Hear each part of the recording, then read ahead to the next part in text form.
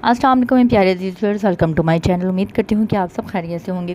कुछ मसरूफियात की वजह से मैं कमेंट्स रिस्पांस की वीडियो जो है वो संडे को अपलोड नहीं कर पाई, लेकिन आज मैं आपके लिए कमेंट्स रिस्पांस की वीडियो बना के अपलोड करने लगी हूँ। अगर आप मेरे चैनल पर न्यू है तो जल्दी से चैनल को सब्सक्राइब कर दें ताकि मेरी आने वाली हर इन्फॉर्मेटिव वीडियो आप तक रिसीव हो सके। तो बगैर टाइम को ज़ाया किए वीडियो को शुरू करते हैं।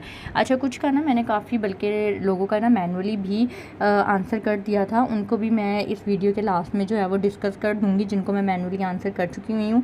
सबसे पहले मैं उन लोगों की वीडियो बना रही हूँ, यानी कि शुरू में उन लोगों के कमेंट्स की रिस्पांस कर रही हूँ जिनके मैंने मैनुअली जो है वो रिप्लाई नहीं किए हैं। सबसे पहले है मिस अनीला का कि एटीएम मशीन से मिनी स्टेटमेंट कैसे निकालते हैं, लाइव वीडियो बनाओ। तो ये मैं आपको गाइड कर दूँ। जब आप एटीएम मशीन में अपना जो एटीएम कार्ड है वो इंसर्ट करेंगे तो आगे आपको ऑप्शन आएगी, यानी कि ज़ुबान की सिलेक्शन के बाद अपना एटीएम पिन दें और एटीएम पिन के बाद आपके सामने जब डिफरेंट ऑप्शन आती है कि आपने कौन सी ट्रांजैक्शन करनी है, कैश विड्रॉ करना है, फंड ट्रांसफ़र करना है, यूटिलिटी बिल पे करना है, वहीं पे ये एक ऑप्शन होती है मिनी स्टेटमेंट की। ठीक है, उसको आप क्लिक करें। जब आप क्लिक करेंगे तो उसको कंफर्म करेंगे तो आपको आखिरी 5 ट्रांजैक्शंस की स्टेटमेंट रिसिट की सूरत में रिसीव हो जाएगी। पहले कार्ड बाहर आएगा और फिर आपको रिसिट रिसीव हो जाएगी। ठीक है, और अगर मुझे मौका मिला तो मैं लाइव वीडियो भी आपको बना के दिखा दूँगी। नेक्स्ट है जी, भाई मुझे पैसा रखे हुए 1 महीना 5 दिन हो गए हैं, मंथली ये स्टेटमेंट भी आ गई है लेकिन प्रॉफिट नहीं आया, उसका क्या पता कैसे चलेगा? देखिए, हर महीने के शुरू के पहले हफ्ते में प्रॉफिट आ जाता होता है। ऐसा तो नहीं हो सकता कि आपको प्रॉफिट ना आया हो। माइट भी कि आपको प्रॉफिट का मैसेज ना आया हो लेकिन प्रॉफिट आ गया हो। आप एक दफ़ा ना बैंक से कंफर्म कर लें या हेल्पलाइन पे कॉल करके वहाँ से बैलेंस कंफर्म कर लें और उनसे पूछ लें कि मुझे इस महीने कितना प्रॉफिट आया है। ठीक, वीडियो बना रही हूँ, 7 तारीख है और आप 10 तारीख तक वेट कर लें। हो सकता है कि 10 तारीख तक आपको प्रॉफिट आ जाए। अगर ना आए तो आप हेल्पलाइन पे कॉल करके या बैंक में कॉल करके कंफर्म कर लें। इन केस अगर आपने पिछले महीने कुछ पैसे रखे हुए थे तो, अदरवाइज़ अगर आपने इसी महीने से पैसे रखे हैं तो जाहिर बात है इस महीने का मुनाफा आपको अगले महीने के शुरू में क्रेडिट होगा। ये है जी नेक्स्ट फवाद साहब का, इन्होंने एनबीपी इजाफी मुनाफा अकाउंट के बारे में कहा है। वो भी इस वीक में मैं लेटेस्ट प्रॉफिट रेट के साथ इजाफी मुनाफा अकाउंट की दोबारा से वीडियो बना दूँगी। नेक्स्ट है जी सर, सेविंग अकाउंट का कुछ पूछना था मुझे नॉलेज के लिए। जी बिल्कुल पूछें सर। अगर हम बैंक में अपना पैसे रखवाएं और अगर बैंक को कुछ नुकसान हो जाए, मतलब कि जो हमारा पैसा कहीं और लगाते हैं वहाँ से डूब जाए पैसा, तो हमारा पैसा भी डूब जाएगा। मतलब हमारा सेविंग अकाउंट में जितने पैसे होंगे वो ख़त्म हो जाएंगे फिर। नहीं, ये देखिए मेरी बात सुने। आप जो पैसे देते हैं ना वो सारे के सारे आपको वापस करने के, जाने के जब आप चाहें वो उसके लिए लायबल होते हैं। आप कभी भी डिमांड करेंगे आपको आपका पैसा मिल जाएगा। ठीक है, और एक ये चीज़ आप जो है ना वो सोचें कि सिर्फ आपका पैसा नहीं है, सैकड़ों लाखों कस्टमर्स का जो है ना वो बैंक अकाउंट्स में पैसा होता है, बैंकों में पैसा होता है। तो अगर एक बंदे को ज़रूरत पड़ भी जाती है तो वो किसी ना किसी तरीके से मैनेज कर लेते हैं। तो ऐसी कोई बात नहीं होती। ये आप कन्फ्यूजन अपनी दूर कर लें। अगर जब तक कि इन केस अगर बैंक करप्ट ना हो जाए, बैंक करप्ट होगा तब भी आपके 10 लाख तक की अमाउंट सेव होती है, क्योंकि ये वो इंश्योर्ड होती है, जैसा कि आपने इस वीडियो में देखा होगा जिस वीडियो के अगेंस्ट आपने ये कमेंट किया है। ठीक है, तो सेविंग अकाउंट में रखा हुआ पैसा बिल्कुल महफूज है, ऐसी कोई बात नहीं है। आपको आपका मुनाफा मिलता रहेगा। अगर बैंक को किसी भी चीज़ में, यानी कि अगर बैंक आपके पैसों से कहीं पे भी आगे इन्वेस्टमेंट करता है और उसको लॉस होता है तो वो अपने ही प्रॉफिट के साथ उसको मैनेज करेगा, आपके प्रॉफिट को नहीं छेड़ेगा। नेक्स्ट है जी मिस अनीला का ही, मैं स्टूडेंट हूँ, मेरे भाई ने कहीं से मेरे लिए फेक इनकम प्रूफ बनवाया है, उस पर अकाउंट तो ओपन हो जाएगा बट जब हर मंथ की सैलरी नहीं आनी तो फिर क्या होगा? बैंक को पता लगेगा। अकाउंट ओपन कराऊं कि नहीं, प्लीज़ बताएं, फेक प्रूफ से ओपन करा लूं, शुक्रिया मिस जी। देखिए, मैं अब पता नहीं यहाँ पे कोई बैंकर देख रहा होगा या नहीं देख रहा होगा, मैं कोई मिस गाइड नहीं करूँगी, लेकिन प्रूफ की क्या बात है। देखें, जो प्राइवेट अकाउंट्स होते हैं, यानी कि जो प्राइवेट सैलरीड पर्सन होते हैं, उनकी सैलरीज जो हैं वो 90% डायरेक्ट अकाउंट्स में नहीं आती हैं। ठीक है, बहुत बड़ी बड़ी ऑर्गेनाइजेशन होती हैं वो डायरेक्ट अकाउंट में भेजती हैं, लेकिन जो गवर्नमेंट सैलरीड पर्सन होती है ना उनकी भी डायरेक्ट अकाउंट में आती है। लेकिन कुछ, यानी कि अगर आपने छोटी मोटी ऑर्गेनाइजेशन के अगर सैलरी प्रूफ बनवाया है तो उसकी सैलरी डायरेक्ट अकाउंट में नहीं आती। आपकी अपनी मर्ज़ी है, आप 1000-2000 जमा करवा दें। यानी कि अगर आपको कैश में सैलरी मिली है, जैसे टीचर्स वगैरह को अक्सर कैश में मिलती है प्राइवेट स्कूल की, तो वो अब आपकी अपनी मर्ज़ी है कि आप 1000-2000 रुपये बैंक अकाउंट में जमा करवा दें, निकलवा लें। आप इस तरह से ट्रांजैक्शन कर सकती हैं, कोई ऐसा मसला नहीं है। अगर आपके पास लेटर हेड है, प्रूफ है, तो आप ईजीली जाके बैंक अकाउंट ओपन करवा सकती हैं। नेक्स्ट है जी, अगर इससे ज़्यादा होंगे तो मैडम, अच्छा ये मैंने इनको बताया था कि एसबीपी की प्रेस रिलीज़ हुई है कि अब सेविंग अकाउंट्स में, यानी कि पाकिस्तान के तमाम तर बैंकों में उनके सेविंग अकाउंट्स में आपके 10 लाख तक की अमाउंट जो है वो महफूज है, यानी कि वो स्टेट बैंक की तरफ से, स्टेट बैंक का जो डीपीसी डिपार्टमेंट है उसकी तरफ से इंश्योर्ड है। तो उससे ज़्यादा की अमाउंट के बारे में इन्होंने पूछा है कि अगर 10 लाख से ज़्यादा की अमाउंट होगी तो उसका क्या होगा। तो देखें, इंश्योरेंस आपकी 10 लाख तक की अमाउंट की है, उसके ऊपर की भी अमाउंट आपकी रिकवरेबल है, अलबत्ता तो डूबेगी तब जब बैंक करप्ट होगा, और बैंक करप्ट नहीं होगा। पाकिस्तान जब से बना है, पाकिस्तान की बैंकिंग हिस्ट्री में आज तक कोई भी बैंक करप्ट नहीं हुआ है। अगर कोई बैंक नेगेटिव में जाता है तो वो दूसरे बैंक के साथ मर्ज हो जाता है, लेकिन बैंक करप्ट नहीं होता। आप लोगों के सारे पैसे महफूज ही रहते हैं। नेक्स्ट है जी, 2018 में बैंक अकाउंट ओपन हुआ है, उस टाइम जो सोर्स ऑफ इनकम दिया था अभी तक उनके पास रिकॉर्ड में होगा। 2024 में सोर्स ऑफ इनकम चेंज हो गया है मेरा, अब न्यू अपडेट करना होगा या नहीं।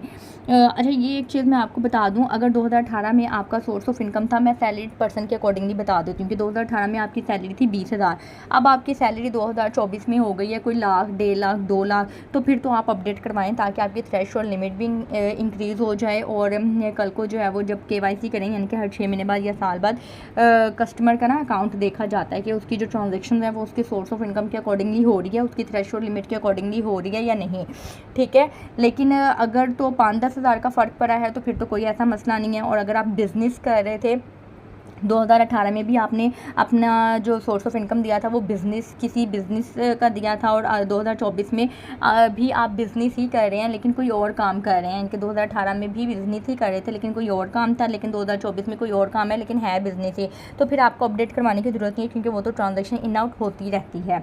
और इन केस अगर आपका अकाउंट डोरमेंट हो जाता है ना, तो फिर आपको latest he source of income देना होता है, पिछले सोर्स ऑफ इनकम से आपका अकाउंट दोबारा एक्टिव नहीं होता है। नेक्स्ट है, how to apply debit card on mobile app and receive it in branch. Mobile application में अभी आई थिंक 50% बैंकों ने ये ऑप्शन दी हुई है अपना डेबिट कार्ड अप्लाई करने की, लेकिन हेल्पलाइन के ऊपर जो है ना वो 100% बैंकों ने दी हुई है। अगर आपने डेबिट कार्ड अप्लाई करना है, आप हेल्पलाइन पे कॉल करें, अपने डेबिट कार्ड के लिए अप्लाई करें और उनको कह दें कि मुझे ब्रांच में नहीं, मेरे घर के एड्रेस पे अपडेट, इनके घर के एड्रेस पे डिस्पैच करवा दें। और घर का एड्रेस जो है वो आपके अकाउंट की डिटेल में अपडेट होना चाहिए, तो एड्रेस आपने लाजमी कन्फर्म कर लेना है। नेक्स्ट है जी, हेलो मैडम जी, पूरा कमेंट देखिएगा, ठीक है। मैंने 35,000 salary private job letter head पर यूबीएल करंट अकाउंट ओपन कराया है। ओपनिंग टाइम बस 5,000 डिपॉजिट हुए थे अकाउंट में, एक सैलरी भी नहीं आई थी अब तक, मगर मैंने जॉब छोड़ दी है, बस फर्स्ट डिपॉजिट ही अकाउंट में है। अब मैं यानी कि अकाउंट में इन्होंने पता नहीं क्या लिखा हुआ है, डिबेट नहीं होनी, वैसे नॉर्मली कोई 2-4 हज़ार कभी इन आउट होंगे, अब अकाउंट मेरा कंटिन्यू रहेगा या नहीं। ऐसा नहीं होता, अगर आपका अकाउंट एक्टिव है और आपने सैलरी अपडेट करवाई थी, देखें प्राइवेट जॉब की अभी मैंने जैसा कि बताया कि डायरेक्ट अकाउंट में सैलरी नहीं आती है, और सैलरीड पर्सन का सैलरी प्रूफ देने का मकसद ये नहीं होता कि आपकी सारी की सारी सैलरी अकाउंट में आए। उन्होंने बस ये देखना होता है कि आपको इनकम है, यानी कि आपकी इनकम है, आपको पैसे आते हैं। अब आपकी अपनी मर्जी है, आप उस 35,000 में से 1,000 रुपये सेविंग करें, 500 रुपये हर महीने सेविंग करें, या आप 2,000 रुपये करें, तो कोई ऐसा मसला नहीं है। अगर आपका अकाउंट एक्टिव है, चल रहा है, तो हाँ ये एक मैं आपको सजेशन दूंगी कि अगर आपने सोर्स ऑफ इनकम दिया था, अब आपका सोर्स ऑफ इनकम कोई भी आप नहीं दे सकते, क्योंकि जाहिर बात है कि आपने जॉब छोड़ दिया है, तो इस अकाउंट को बंद ना होने दीजिएगा, ठीक है। बंद कैसे होगा कि अगर आप 6 महीने या 1 साल तक इसमें ट्रांजैक्शन नहीं करेंगे तो ये अकाउंट इनएक्टिव हो जाएगा, और जब आप इसको दोबारा एक्टिव करवाएंगे तो फिर वो आपसे सोर्स ऑफ इनकम मांगेंगे दोबारा से, ठीक है। तो अगर कोई ऐसा मसला नहीं है, अगर एक दफ़ा भी सैलरी नहीं आई कोई मसला नहीं है, अगर आपने सोर्स ऑफ इनकम दिया था, अकाउंट आपका चल रहा है, तो 1,000-2,000 की ट्रांजैक्शन करते रहें, यानी कि महीने में भी अगर आप एक 500 या 1,000 रुपये की ट्रांजैक्शन कर देंगे तो अकाउंट आपका चलता रहेगा, कोई ऐसा मसला नहीं होगा। नेक्स्ट है जी, इस्लामिक बैंकिंग में सबसे ज़्यादा प्रॉफिट कौन सा बैंक दे रहा है? मेरे ख्याल से तो मैदान बैंक ही दे रहा है। अच्छा, कन्वेंशनल बैंकिंग में क्या होता है कि सेविंग अकाउंट के डिफरेंट प्रोडक्ट्स होते हैं, हर प्रोडक्ट के उसके फीचर्स के अकॉर्डिंगली कुछ रेट्स जो हैं वो ऊपर नीचे होते हैं। अब जैसे बैंक अल हबीब है, वो नॉर्मली जो तमाम तरह कन्वेंशनल बैंक में रेट चल रहा होता है, जैसे फॉर एग्जाम्पल पिछले महीने जो रेट चल रहा था वो 18% था। अब बैंक अल हबीब जो है वो 1-2 प्रोडक्ट के ऊपर, यानी कि पेंशनर्स को, इसके अलावा सीनियर सिटीज़न को 0.10% जो है वो ज़्यादा दे रहा था, 18% थे। इसी तरीके से बैंक ऑफ पंजाब है, बैंक ऑफ पंजाब का फीमेल के लिए अकाउंट है, उसमें जितनी अमाउंट आपकी ज़्यादा होती जाएगी आपका रेट उतना ज़्यादा होता जाएगा, इवन के 0.25% ज़्यादा जो है वो बीओपी फीमेल को प्रॉफिट दे रहा है, अगर आपकी अमाउंट आई थिंक 5 मिलियन से ज़्यादा होगी, ठीक है। तो उसके ऊपर भी मैं वीडियो बनाऊंगी इंशाल्लाह। तो ये डिपेंड बैंक अल हबीब, और इसके अलावा अस्करी मैक्सी माइदर अकाउंट है, अस्करी बैंक का, उसमें भी कुछ पॉइंट्स का फ़र्क है, लेकिन जो मेन रेट होगा वो सबका ऑलमोस्ट सेम ही होता है। नेक्स्ट है जी, very nice information, thank you so much. अगर एक शख्स का पिक अकाउंट है यानी कि फ़ोटो अकाउंट है तो क्या उस शख्स का बेटा यानी कि सन उनके साथ जॉइंट अकाउंट करवा सकता है, यानी उसी पिक अकाउंट में ऐड हो सकता है एज एजुकेटेड क्लाइंट, जो सिग्नेचर वगैरह भी ठीक से कर लेता है एंड मोबाइल बैंकिंग भी यूज़ कर सकता हो। ये देखें, ये आपने ना दो चीज़ों को इकट्ठा कर दिया है। एक तो या तो आप ये पूछ रही हैं कि आप अपने बेटे के साथ जॉइंट अकाउंट ओपन करवा सकते हैं, तो जॉइंट अकाउंट आप बिल्कुल ओपन करवा सकते हैं। यानी कि अगर बाप और बेटा दो लोग अकाउंट ओपन करवाते हैं तो बाप जो है वो ज़ाहिरी बात है कि अगर फ़ोटो अकाउंट है उनका तो वो अपने थंब इम्प्रेशन लगाएगा और बेटा जो है वो सिग्नेचर करेगा, और दोनों में आप इंस्ट्रक्शन दे सकते हैं कि दोनों के साइन करने से पैसे निकाले जाएँ या किसी एक के साइन करने से भी चेक विड्रॉ हो सकता है। तो ये आपने इंस्ट्रक्शन देनी होती है अगर तो आप जॉइंट अकाउंट का पूछ रहे हैं। अच्छा, जॉइंट अकाउट में एक और चीज़ मैं बता दूं कि अगर जॉइंट अकाउंट में एक बंदा अंगूठा लगाता है और एक बंदा साइन करता है और आपने इंस्ट्रक्शंस लिखवाई हुई हैं कि दोनों ही अगर चेक के ऊपर साइन करेंगे तो ही पैसे निकलेंगे, तो फिर इसमें ये होगा कि उस बंदे को साथ लाजमी जाना होगा, यानी कि जो अंगूठा लगाता है उसका साथ फिज़िकली भी बैंक में जाना ज़रूरी होगा, और जो साइन करता है वो सिर्फ साइन करके बेशक घर से दे दे, और जो अंगूठा लगाता है वो उस चेक को ले आए, यानी कि उस चेक के ऊपर अब उस बंदे के साइन भी हुए होंगे उसके बेटे के, और ख़ुद का वो अंगूठा होगा, और अंगूठे के साथ वो खुद को वेरीफाई करवा के पैसे ले सकता है। आपका सिंगल अकाउंट है और आप उसके लिए कह रहे हैं कि मेरा बेटा साइन करके पैसे निकलवा लें, तो ऐसा नहीं होता, ठीक है। फ़ोटो अकाउंट अगर आपका सिंगल है तो आपका ही रहेगा, आपको खुद ही जाके पैसे निकलवाने होंगे। जॉइंट अकाउंट में आप दोनों का कर सकते हैं। आगे नेक्स्ट है, नेशनल बैंक और अस्करी बैंक भी कम करेगा प्रॉफिट रेट्स क्या? जी बिल्कुल, अभी फ़िलहाल तो इस्लामिक बैंक ने किया है, लेकिन कन्वेंशनल बैंक के भी रेट्स आ गए हैं। मेरी पूरी कोशिश है मैं 1-2 दिन में उसको भी अपलोड कर दूँ। नेक्स्ट है, banking job is going not at all. Next है, वीडियो के डिस्प्ले पे कोई और वीडियो बता रहे होते हैं, ये क्या बकवास है? मैं समझी नहीं आपकी बात। मैंने कभी भी ऐसा नहीं किया कि थंबनेल कुछ सी और चीज़ का लगाया हुआ हो मैंने और अंदर मैंने कुछ और इन्फॉर्मेशन दी हुई हो। यानी कि मेरा थंबनेल जो चीज़ होती है, यानी कि जो मैंने थंबनेल क्या होता है कि जब भी आप कोई वीडियो आपके सामने आती है तो पहले एक पिक्चर आती है कि उसके ऊपर सारी डिटेल लिखी हुई होती है, और फिर आप उसको क्लिक करके जो है वो अंदर वीडियो देखते हैं। तो सम टाइम कुछ लोगों ने, कुछ यूट्यूबर्स ने ऐसे किया हुआ होता है कि थंबनेल में कुछ ऐसी इन्फॉर्मेशन लिखी हुई होती है कि लोग क्लिक करने पर जो है ना वो मीन के ईजीली उसको क्लिक करके ओपन कर लेते हैं, लेकिन अंदर वो बात नहीं लिखी हुई होती। लेकिन मैंने आज तक ऐसा कुछ भी नहीं किया। मेरा जो थंबनेल होता है, जो इन्फॉर्मेशन होती है, वही अंदर इन्फॉर्मेशन होती है। नेक्स्ट है जी, डॉक्टर आप ये कह रही हैं you have breathing problem to speak. I don't know, आप डॉक्टर है, माइट भी आपको लगता हो। नेक्स्ट है, 0% tax is not deducted on withdraw filer more than 50,000। नहीं, फाइलर के लिए जो है ना जी, बिल्कुल फाइलर के लिए फ्री है। अगर आप फाइलर हैं तो 50,000 निकलवाएं या 50 लाख, आपको कोई टैक्स कट नहीं होगा। नेक्स्ट है, मेरी पेंशन एनबीपी बैंक में मिलती है, मेरे घर के पास यूबीएल बैंक है तो यूबीएल में हो सकती है क्या पेंशन? अच्छा, इसके ऊपर ना मैंने पेंशन अकाउंट के ऊपर डिटेल में वीडियो बनाई हुई है कि आप पेंशन किस बैंक में ले सकते हैं, पेंशनर्स के लिए कौन सा बैंक बेस्ट है, ठीक है। तो उसके लिए आप मेरी वो वीडियो देख लें, क्योंकि उसमें मैंने डिटेल में एक्सप्लेन किया हुआ है। मैं लिंक भी डिस्क्रिप्शन में कोशिश करूँगी मेंशन कर दूँ, नहीं तो आप बेस्ट बैंक फॉर पेंशन आगे हुमा उस्मान लिखेंगे तो आपके सामने वीडियो आ जाएगी, ठीक है। क्योंकि पेंशन जो है ना, वो जिस डिपार्टमेंट से आपको पेंशन आ रही है ना, उस डिपार्टमेंट ने जिस बैंक में भेजनी है आपको उसी बैंक में अकाउंट ओपन करवाना पड़ता है। तो अगर आपकी पेंशन एनबीपी बैंक में आ रही है, और ज़ाहिरी बात है कि डिपार्टमेंट ने एनबीपी बैंक के अकाउंट्स में ही भेजनी है, क्योंकि एनबीपी गवर्नमेंट बैंक है और जो डिपार्टमेंट है आपका, उसका जो मेन अकाउंट है वो एनबीपी बैंक में खुला हुआ होगा, जिसकी वजह से वो डायरेक्ट ट्रांसफ़र कर देते हैं। तो मेरा नहीं ख्याल कि वो आपको यूबीएल में भेजेंगे। तो अगर आपके डिपार्टमेंट को कोई इशू नहीं है तो आप यूबीएल में मंगवा सकते हैं, लेकिन उसके लिए फिर आपको दोबारा से सारा प्रोसीजर करना होगा, और अपना अकाउंट जो है वो बंद करवाने से पहले अपने डिपार्टमेंट से कंफर्म करना होगा कि अगर हम यूबीएल में पेंशन मंगवाना चाहें तो आप भेज सकते हैं या नहीं। लेकिन मेरा जहाँ तक ख्याल है कि नहीं आएगी, क्योंकि अगर वो एनबीपी में भेज रहे हैं तो यूबीएल में आप तब तक नहीं जा सकते जब तक कि आपको डिपार्टमेंट, यानी कि जो पेंशन डिपार्टमेंट है, वो खुद ना कहे कि अब आप एनबीपी को छोड़ के यूबीएल में चले जाएँ। नेक्स्ट है जी, क्या अब जो लोग मिलियन की डेली इन आउट ट्रांजैक्शन करते हैं उनको फाइलर होना होगा, वरना अकाउंट एफबीआई ब्लॉक कर देगा? जो लोग 10, 15, 20 हज़ार विड्रॉल या डिपॉजिट हैं उनका तो कोई मसला नहीं है।